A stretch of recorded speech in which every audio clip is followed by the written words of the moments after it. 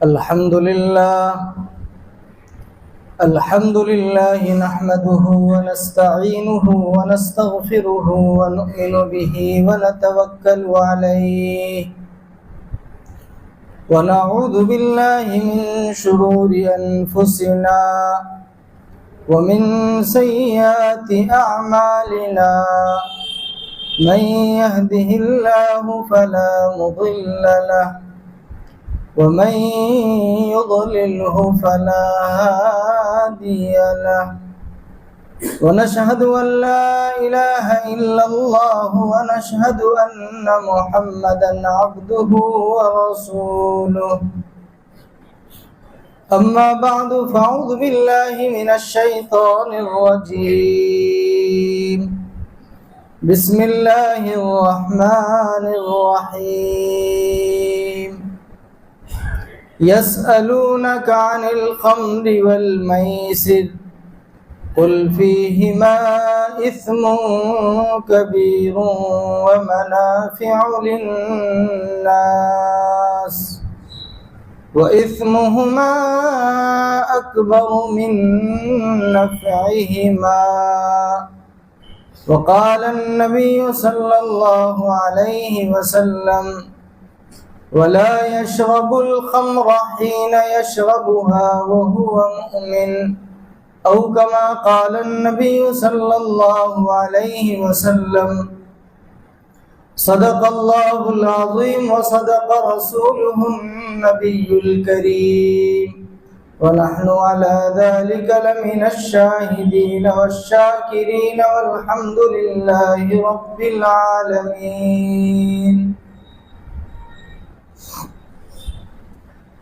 بزرگوں، بھائیوں،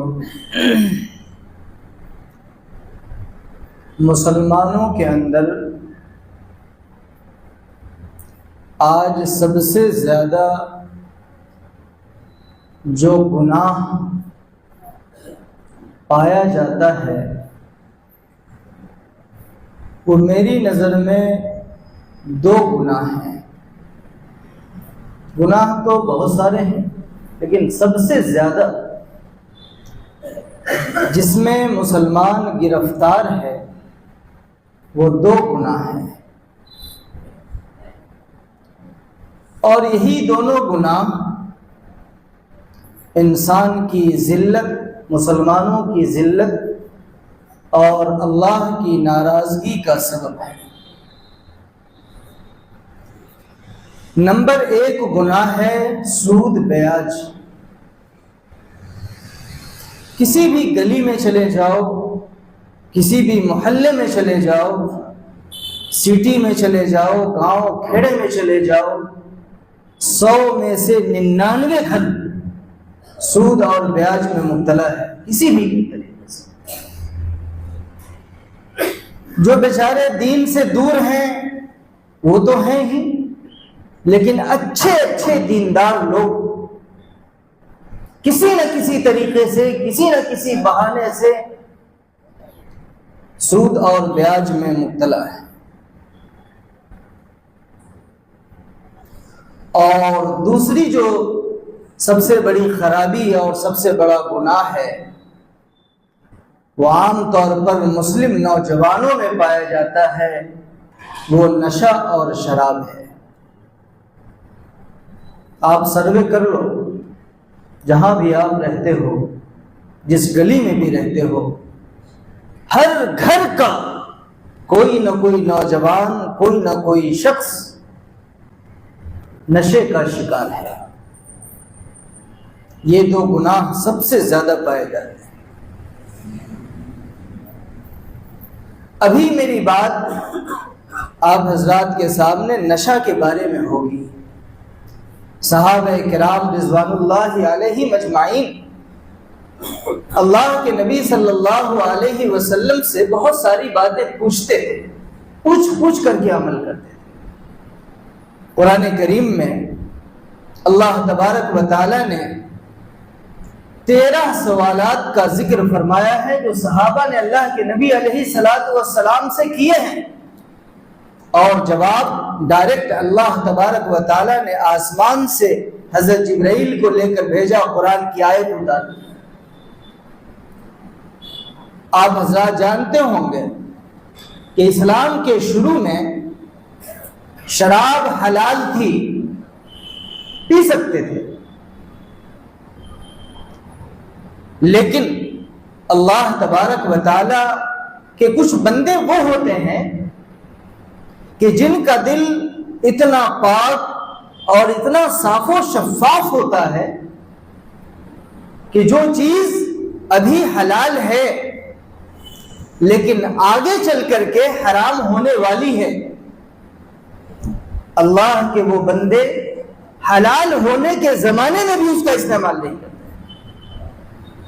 اسی لیے اللہ کے نبی صلی اللہ علیہ وسلم نے کبھی شراب کو ہاتھ نہیں لگائی۔ نبی کا دل اتنا پاکیزہ اور اتنا مجلہ اور مصفہ ہوتا ہے کہ اگرچہ وہ چیز ابھی حلال ہے لیکن آگے چل کر کے وہ چیز حرام ہونے والی ہے، اللہ کے نبی صلی اللہ علیہ وسلم نے کبھی بھی شراب کو ہاتھ نہیں لگایا۔ اسی طریقے سے حضرت عمر فاروق رضی اللہ تعالی عنہ کے بارے میں آتا ہے، حضرت معاذ بن جبل رضی اللہ عنہ کے بارے میں آتا ہے، یہ وہ صحابہ کرام ہیں جنہوں نے اس زمانے میں بھی، جس زمانے میں شراب حلال تھی، اس زمانے میں بھی شراب کو ہاتھ نہیں لگایا بلکہ دل سے برا سمجھتے تھے، اور انہوں نے اللہ کے نبی علیہ السلام سے پوچھا، قرآن کریم نے نقل فرمایا وَيَسْأَلُونَكَ عَنِ الْخَمْرِ وَالْمَيْسِرِ، اللہ کے نبی آپ سے یہ صحابہ شراب اور جوئے کے بارے میں پوچھتے ہیں۔ قرآن کریم نے تقریباً 13 جگہ پر صحابہ کے سوالات کو نقل کیا ہے۔ اللہ تبارک و تعالیٰ نے آسمان سے جبرائیل کو قرآن کی آیت کی شکل میں جواب دے کر بھیجا، قل، آپ بتا دیجئے ان پوچھنے والوں کو، فیہما اثم کبیر ومنافع للناس، کہ شراب اور جوا یہ بہت بڑا گناہ کا کام، جس کو قرآن کریم صرف گناہ نہیں کہتا، بہت بڑا گناہ کہتا ہے۔ آج مسلم معاشرے کا نوجوان 99% اس بڑے گناہ میں مبتلا ہے۔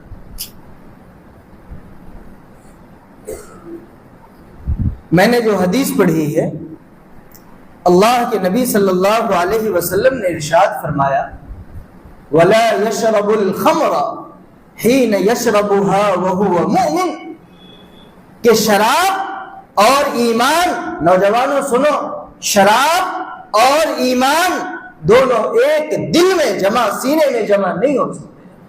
جس وقت شرابی شراب پیتا ہے، نشہ کرتا ہے، اللہ کے نبی نے فرمایا کہ اس کا ایمان سینے سے باہر نکل جاتا ہے، اوپر ایسے منڈلاتا رہتا ہے، جب تک وہ نشے میں ہوتا ہے اس کا ایمان سر کے اوپر منڈلاتا رہتا ہے، جب نشہ ختم ہوتا ہے تو پھر ایمان اندر آ جاتا ہے۔ میرے بھائیوں، نوجوانوں، بتاؤ، اگر اللہ نہ کرے اسی حالت میں موت آ گئی، ایکسیڈنٹ ہو گیا، کوئی حادثہ ہو گیا، ایک نشہ کی وجہ سے آدمی دنیا سے بغیر ایمان کے چلا جائے۔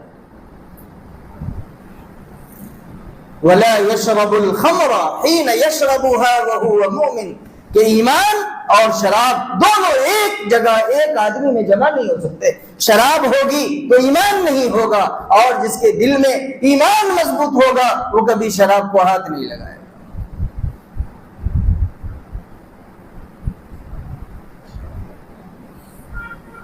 ایک اور حدیث میں اللہ کے نبی صلی اللہ علیہ وسلم نے فرمایا کہ ایک زمانہ آئے گا یسمونها بغیر اسمها، حدیث کی کتاب ہے سنن نسائی، ابن ماجہ، اس میں یہ حدیث موجود ہے۔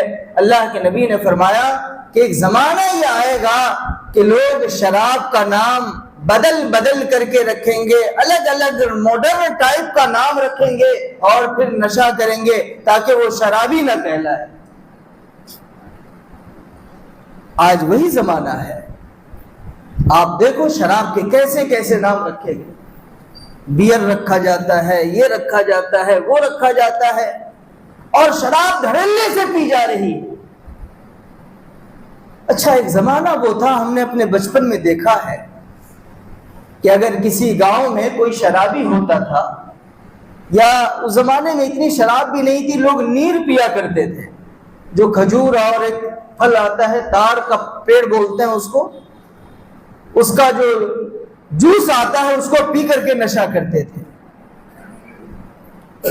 اس زمانے میں ہم نے دیکھا کہ گاؤں میں اکا دکا کوئی شرابی ہوتا تھا، اور وہ آدمی جو شرابی ہوتا تھا وہ بھی اپنے آپ کو گنہگار سمجھتا تھا، اور پورے گاؤں کے لوگ بھی اس کے اس عمل کو غلط اور خراب سمجھتے تھے، گناہ کا کام سمجھتے تھے۔ لیکن میرے بھائیوں، آج بڑے افسوس کے ساتھ یہ مسلم معاشرے میں پیدا ہو گیا کہ آج نشہ کرنے والا بھی اپنے آپ کو گنہگار سمجھنے کو تیار نہیں ہے۔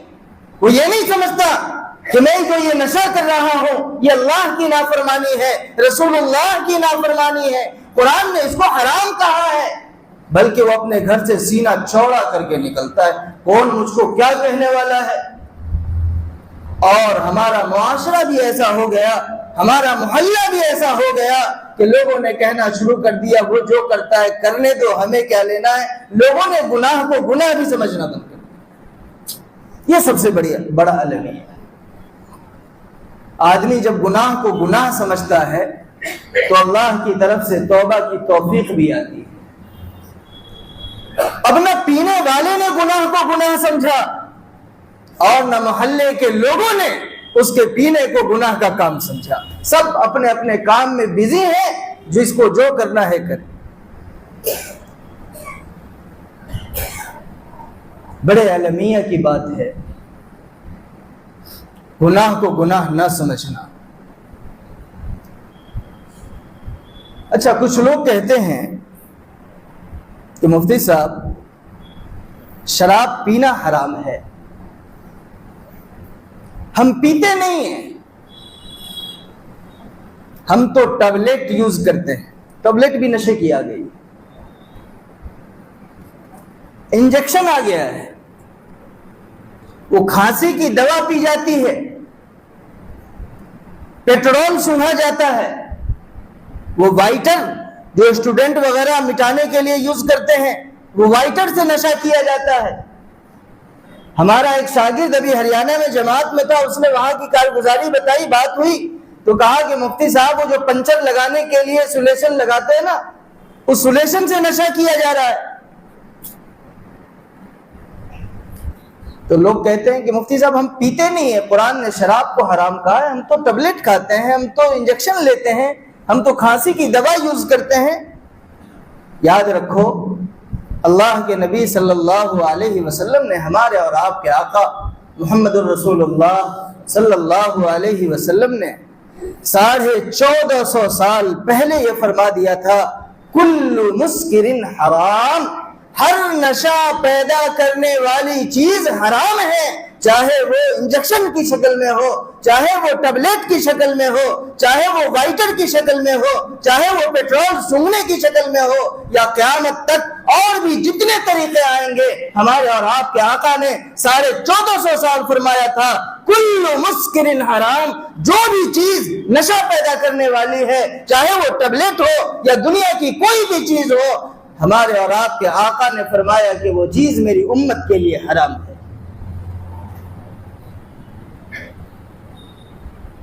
اور یہ بھی فرمایا ما اسکر کثیرہ فقلیلہ حرام، جس چیز کا زیادہ حصہ نشہ پیدا کرتا ہے تو اس کی تھوڑی مقدار پینا بھی حرام ہے۔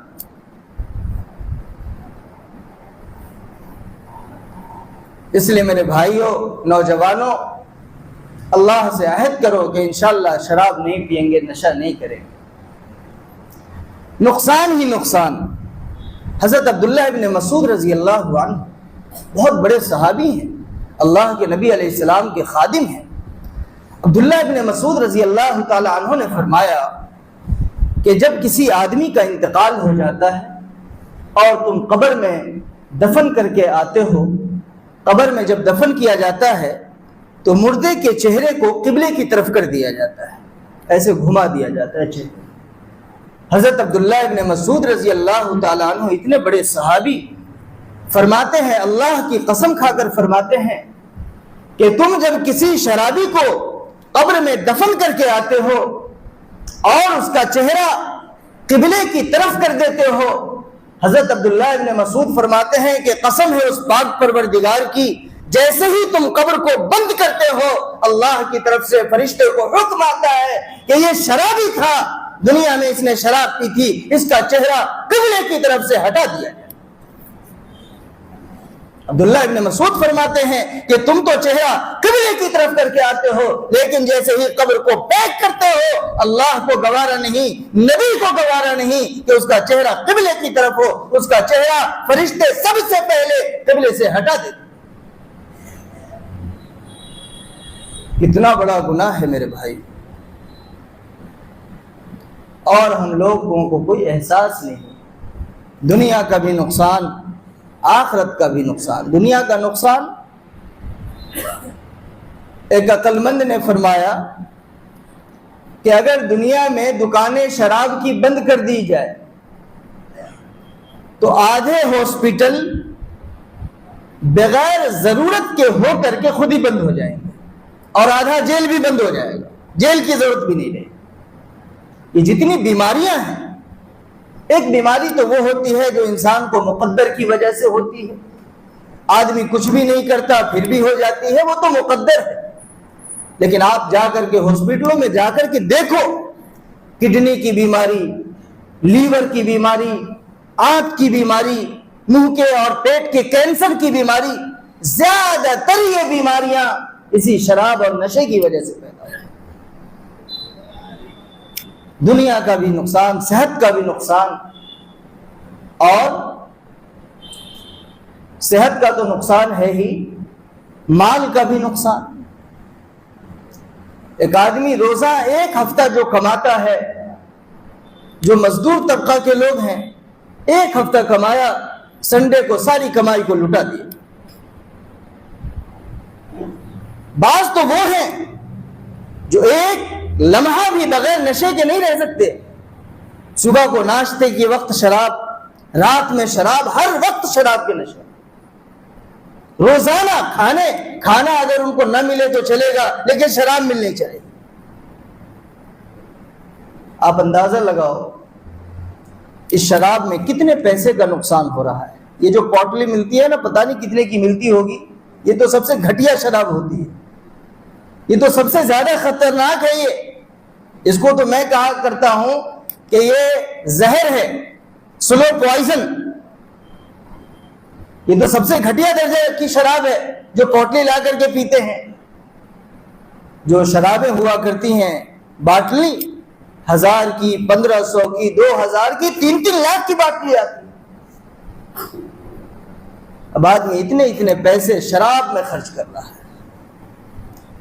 اسی طریقے سے میرے بھائیوں، اس میں معاشرتی گناہ بھی ہے۔ کوئی آدمی، کسی کا بیٹا ہے، شراب پیتا ہے، بوڑھے ماں باپ کو کے پاس اتنا پیسہ نہیں ہے کہ وہ شوگر اور بی پی کی دوا کھا سکے، ان کے پاس اتنا پیسہ نہیں ہے کہ وہ 2 وقت چائے پی سکے، ناشتہ کر سکے، عزت کے ساتھ اپنے گھر میں کھانا کھا سکے، اور بیٹا شراب میں مست ہے۔ کیا ہمارے ماں باپ نے ہمیں اسی دن کے لیے جوان کیا تھا اور امید لگائی تھی کہ میرا بیٹا کام کرنے جائے گا تو مجھے آرام ہوگا، اور بیٹا شراب میں مست ہے۔ بیوی کسی کے یہاں برتن دھونے جا رہی ہے، پوچھا کرنے جا رہی ہے، بچے سب کو دیکھتے ہیں کہ سب کے بچے اپنے باپ سے 5 روپے 10 روپے مانگتے ہیں، اور وہ شرابی کا بچہ بیچارہ ادھر سے ادھر کوئی پرسان حال نہیں، یعنی باپ زندہ رہ کر کے بھی مر گیا ہے۔ ان بچوں کی تعلیم کا کیا ہوگا؟ وہ عورت جو آپ کے گھر میں بیوی بن کر کے آئی تھی، کیا وہ دوسرے کے یہاں برتن اور پوچھا کرنے کے لیے آئی؟ یہ شراب میں مست۔ ماں اور باپ بیچارے خون کے آنسو رو رہے ہیں، لیکن یہ کبھی گھر پر پیسہ نہیں بھیجتا، کبھی فون بھی نہیں کرتا. یہ معاشرتی گناہ ہے. اور سب سے زیادہ جو طلاق کے واقعات پیش آتے ہیں وہ شراب کے نشے میں پیش آتے ہیں.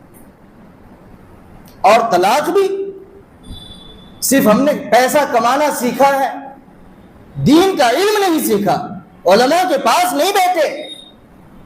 پیسہ ہو جانے سے کوئی آدمی بڑا نہیں ہوتا ہے. اللہ کی نظر میں بڑا وہ ہے جس کا عمل شریعت کے مطابق ہو. کروڑوں روپے پیسے ہوں لیکن ہم نے دیکھا ہے کہ اس کو دین کی تعلیم نہیں ہوتی. اور طلاق فوراً ایک زبان میں 3 طلاق دیتی. اب کوئی چارہ ہی نہیں بچا. میرے بھائیوں, ذرا سی بات پر شراب کے نشے میں فون پر بات ہو رہی ہے, اور ذرا سی کوئی بات عورت نے کہہ دیا یا یہی کہہ دیا کہ تم نے شراب کیوں پی, فوراً 3 طلاق دے. طلاق دینے کو تو تم نے طلاق دے دی, اب اس عورت کی زندگی کا کیا ہوگا؟ جو چھوٹے چھوٹے بچے ہیں ان کا کیا ہوگا؟ یہ کبھی سوچا ہے؟ پہلی بات تو طلاق دینی ہی نہیں چاہیے.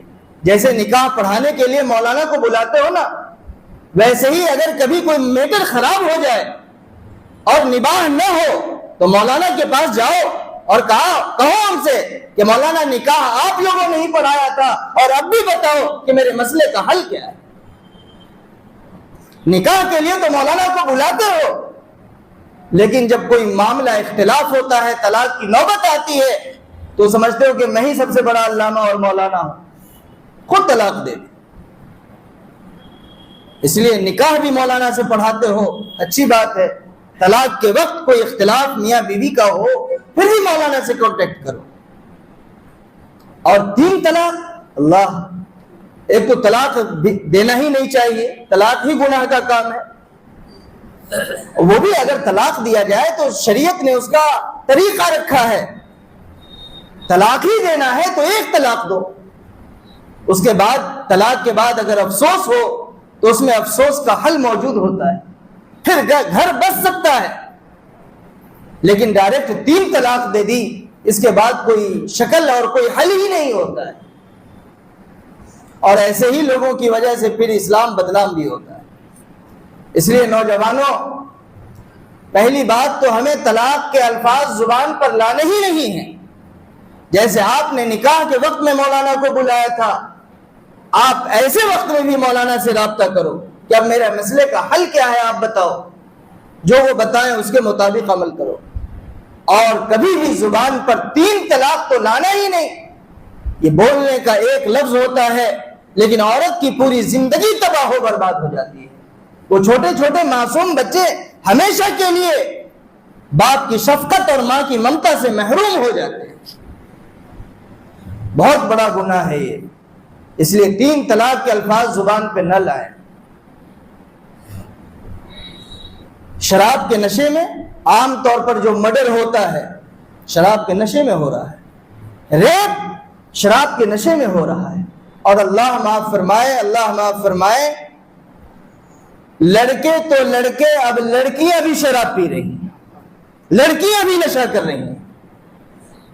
اور کون؟ مسلمانوں کی لڑکیاں.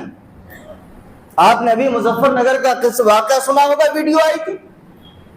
جتنی لڑکیاں کیفے میں تھیں وہ سارے کی ساری لڑکیاں کلمہ پڑھنے والے انسان. ہم لوگ اپنی بچیوں کو کالج یونیورسٹی میں بھیج دیتے ہیں, لیکن صرف بھیجنے اور ڈگریوں پر بھروسہ نہ کریں, ان کی صحیح تربیت اور نگرانی بھی ہونی چاہیے. جب ہم لوگ یہ کہتے ہیں کہ بھائی نگرانی کرو تو کہا جاتا ہے کہ مولانا کالج اور یونیورسٹی کے خلاف ہیں, اس کی تعلیم کے خلاف ہیں. اللہ کی قسم, کوئی بھی مولوی کالج اور یونیورسٹی کی تعلیم کے خلاف نہیں ہے. وہ خلاف اس بات کا ہے کہ آپ بھیج کر کے اپنے کام میں مشغول ہو جاتے ہو. وہ لڑکی کالج گئی بھی کہ نہیں گئی, کہیں کوئی پارک میں بیٹھ کر تو نہیں آ گئی, وہ یونیورسٹی گئی بھی کہ نہیں گئی, کسی کیفے میں بیٹھ کر کے تو نہیں آ گئی, وہ کہیں بیٹھ کر غیروں کے ساتھ اپنے ایمان کا سودا تو نہیں کر رہی ہے. آپ اپنے کام میں بزی ہو. علماء اس کے خلاف ہیں, ہم تعلیم کے خلاف نہیں. اس لیے میرے بھائیوں, اگر کسی کو شراب یا کسی بھی چیز کے نشے کی عادت ہو، اللہ سے توبہ کرو، توبہ کرو۔ بڑے مبارک ایام، دیکھو رجب شروع ہو گیا نا، اب 1 مہینے کے بعد رمضان آنے والا ہے۔ بہت سارے لوگ اس نشہ کی نحوست کی وجہ سے تراویح بھی نہیں پڑھ سکتے، نماز بھی نہیں پڑھ سکتے اور روزہ بھی نہیں رکھ سکتے۔ کتنی بڑی محرومی کی بات ہے۔ آخر کون سا دن آئے گا کہ آپ یہ نشہ کو چھوڑو گے؟ اور چھوڑنا کوئی مشکل کام نہیں ہے۔ روایت میں آتا ہے کہ شراب جب حرام ہوئی، اللہ تبارک و تعالیٰ نے آیت نازل کی، انما الخمر والمیسر والانصاب والازلام رجس من عمل الشیطان۔ شراب کی حرمت نازل ہو گئی۔ صحابی نے اگر ہاتھ میں شراب کا گلاس لیا تھا اور ان کے کانوں میں آواز آئی کہ اللہ نے شراب کو حرام کر دیا، روایت میں آتا ہے کہ اس گلاس کو وہیں پر پھینک دیا۔ اگر کسی نے وہ شراب کو منہ میں رکھ دیا، منہ میں اتار لیا تھا، وہیں پر کلی کر دی۔ یہاں تک کہ روایت میں آتا ہے کہ اگر کسی نے پی لیا تھا اور کان میں آواز آئی کہ اللہ نے شراب کو حرام کر دیا ہے، قربان جاؤ صحابہ کے شریعت پر عمل پر کہ انہوں نے انگلی ڈال کر کے اور الٹی کر کے اپنے پیٹ سے شراب کو باہر نکال دیا۔ جب اللہ کا خوف آتا ہے تو ایسا ہی ہوتا ہے۔ ایک صحابی ہیں حضرت کیسان رضی اللہ تعالی عنہ، شراب حلال تھی، ملک شام سے شراب لے کر مدینہ آ رہے تھے بیچنے کے لیے۔ ابھی آدھے راستے پر آئے، اس زمانے کی لاکھوں روپے کی شراب رہی ہوگی۔ ابھی آدھے راستے پر آئے تھے کہ کسی بتانے والے نے بتایا کہ اللہ تعالیٰ نے شراب کو حرام کر دیا ہے، حرمت نازل ہو گئی ہے۔ حضرت کیسان رضی اللہ تعالی عنہ کے بارے میں آتا ہے کہ جہاں پر ان کو یہ بات معلوم ہو گئی وہیں پر رک گئے، ایک قدم بھی آگے نہیں بڑھے، اور لاکھوں روپے کی شراب کو انہوں نے پانی کی طرح بہا دیا اور کہا کہ اللہ نے حرام کر دیا ہے۔ تو کیسان کی کیا ہمت اور جرأت ہے کہ اس شراب کو لے کر کے ایک قدم بھی آگے مدینہ کی طرف چل سکے۔ جب اللہ کا خوف آتا ہے تو یہی حال ہوتا ہے۔ ہمارے دل کے اندر آج شراب چھوڑنا اس لیے آسان نہیں، سود چھوڑنا اس لیے آسان نہیں کہ جو دل میں خوف ہونا چاہیے وہ خوف نہیں۔ وقت ہو رہا ہے، ایک شاعر تھے جگر مراد آبادی، بہت بڑے شاعر تھے، ان کی ملاقات ہو گئی خواجہ عزیز الحسن مجذوب رحمۃ اللہ علیہ، جو حضرت تھانوی رحمۃ اللہ علیہ کے خلیفہ تھے۔ تو جگر مراد آبادی بہت نشہ کرتے تھے، ہمیشہ شیروانی پہنتے تھے اور شیروانی کی جیب میں 2 بوتل بھری ہوئی رکھتے تھے اور نشے میں ہی اشعار پڑھتے تھے۔ اللہ جب کسی کو ہدایت دیتا ہے تو کیسے دیتا ہے۔ خواجہ عزیز الحسن مجذوب رحمۃ اللہ علیہ سے ملاقات ہوئی اور کہا کہ آپ اتنے بڑے مولانا ہو، کہاں آپ مولانا بنے؟ خواجہ عزیز الحسن مجذوب رحمۃ اللہ علیہ مدرسے کے پڑھے ہوئے نہیں تھے، اسکول کے پڑھے ہوئے تھے، لیکن حضرت تھانوی کے خلیفہ تھے، دیکھنے میں مشرع تھے اور مولانا دکھتے تھے۔ تو کہا کہ یہ مولانا آپ کہاں سے بن گئے ہو؟ تو کہا کہ بھئی میں مولانا نہیں بنا ہوں، میں حضرت تھانوی رحمۃ اللہ علیہ سے منسلک ہوں، ان کی خانقاہ میں جاتا ہوں۔ جگر مراد آبادی نے کہا کہ مجھے بھی وہاں لے چلو، لیکن میری ایک شرط ہے کہ خانقاہ میں بھی جا کر کے میں شراب پیوں گا، یہ شرط منظور ہو تو مجھے لے چلو۔ خواجہ عزیز الحسن مجذوب رحمۃ اللہ علیہ نے کہا کہ بھائی اس شرط کے ساتھ تو میں نہیں لے جا سکتا، میں پہلے حضرت تھانوی سے پوچھ کر آؤں گا کہ حضرت ایک ایسا بندہ ہے جو ایسی شرط لگاتا ہے، کیا میں اس کو یہاں لاؤں؟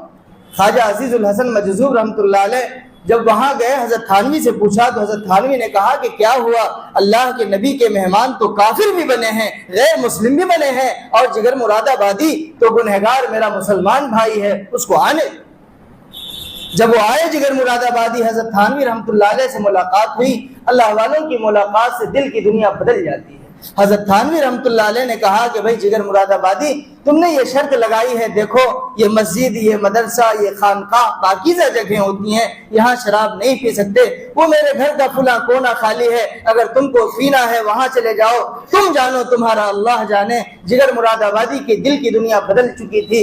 وہاں کہا کہ حضرت میں نے شراب سے توبہ کر لی ہے، شراب اب نہیں کبھی ہاتھ لگاؤں گا، اور میرے لیے 4 دعا کر دو۔ ایک دعا یہ کر دو کہ اللہ تعالی ہمیشہ کے لیے شراب چھڑوا دے، دوسری دعا یہ کر دو کہ اللہ حج کرا دے، تیسری دعا یہ کر دو کہ اللہ داڑھی رکھوا دے، اور چوتھی دعا یہ کر دو کہ اللہ ایمان پر خاتمہ کروا دے، اللہ ایمان پر خاتمہ نصیب فرما دے۔ یہ 4 دعا کروائی۔ حضرت تھانوی رحمۃ اللہ علیہ کے ہاتھ اٹھے۔ اللہ والوں کے جب ہاتھ اٹھتے ہیں تو اللہ تعالیٰ قبول کرتا ہے۔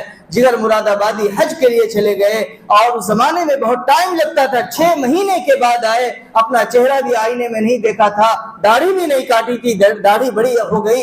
جب 6 مہینے کے بعد اپنے گھر مراد آباد آئے اور کانچ کے سامنے، آئینہ کے سامنے کھڑے ہوئے تو دیکھا کہ داڑھی بڑی بڑی ہوئی ہے۔ اس وقت جگر مراد آبادی نے شعر کہا تھا، چلو دیکھ آئیں تماشا جگر کا، سنا ہے کہ کافر مسلمان ہوا ہے۔ اپنے آپ کو گنہگار کافر کہہ رہے ہیں، چلو دیکھ آئیں تماشا جگر کا، سنا ہے کہ کافر مسلمان ہوا ہے۔ اب ظاہر ہے کہ شراب اچانک چھوڑ دی تھی، طبیعت خراب ہو گئی، ڈاکٹر سے آئے اور کہا کہ جگر تم کو زندہ رہنا ہے تو کچھ نہ کچھ شراب روزانہ پینی پڑے گی، اگر ڈائریکٹ پوری شراب چھوڑ دو گے تم مر جاؤ گے۔ جگر مراد آبادی نے کہا کہ اچھا یہ بتاؤ کہ اگر میں تھوڑی تھوڑی شراب پیتا ہوں تو کتنے دن زندہ رہ سکتا ہوں؟ تو کہا وہی 5-10 سال زندہ رہو گے، اور کیا زندہ رہو گے۔ جگر مراد آبادی نے کہا کہ ڈاکٹروں سنو، میں نے شراب سے حضرت تھانوی کے ہاتھ پر توبہ کر لی ہے، اگر کل نہیں آج بلکہ ابھی بھی مجھے موت آ جائے تو میں شراب کو ہاتھ نہیں لگاؤں۔ شراب بھی چھوڑ دی، اللہ نے حج بھی کروا دیا، اور داڑھی بھی رکھ لی۔ حضرت تھانوی رحمۃ اللہ علیہ ان کو جب دیکھتے آنکھوں میں آنسو آ جاتے اور فرماتے کہ جگر اگر اللہ نے چاہا تو ایمان پر خاتمہ بھی ہو جائے گا۔ میرے بھائیوں، نوجوانوں، آپ بھی بڑے مبارک ایام شروع ہو رہے ہیں۔ دل کی سچی پکی اپنے اللہ کو دکھانا ہے۔ بھئی ہمیں اللہ کے پاس جانا ہے، دنیا کیا کہہ رہی ہے نہیں کہہ رہی، ہمیں کیا لینا ہے، اللہ سے لو لگاؤ، اور سچے دل کے ساتھ اگر کسی کو نشے کی عادت ہے تو اس سے توبہ کرو۔ اس نے ہمارے سماج کو بالکل خراب کر دیا ہے، اور آج آپ جا کر دیکھو کہ غیروں سے زیادہ نشہ ہمارے معاشرے میں ہو رہا ہے، جگہ جگہ شراب بک رہی ہے۔ کیا اللہ کے نبی نے مسلمانوں کے معاشرے کو، محلے کو ایسا ہی بنایا تھا کہ وہاں شراب کے ٹھیکے چلیں اور لڑائی اور جھگڑے ہوں؟ اس لیے میرے بھائیوں، اس سے سچے پکے دل کے ساتھ توبہ کرو۔ جب بندہ اللہ کی طرف سے سچے دل کے ساتھ توبہ کرتا ہے تو اللہ نے اس جگر مراد آبادی کو بھی توبہ کی توفیق دے دی تھی۔ اللہ تعالی ہمیں بھی توبہ کی توفیق دے دے گا۔ اللہ تعالی کہیں سنی ہوئی باتوں پر عمل کی توفیق نصیب فرمائے۔ وآخر دعوانا الحمدللہ رب العالمین۔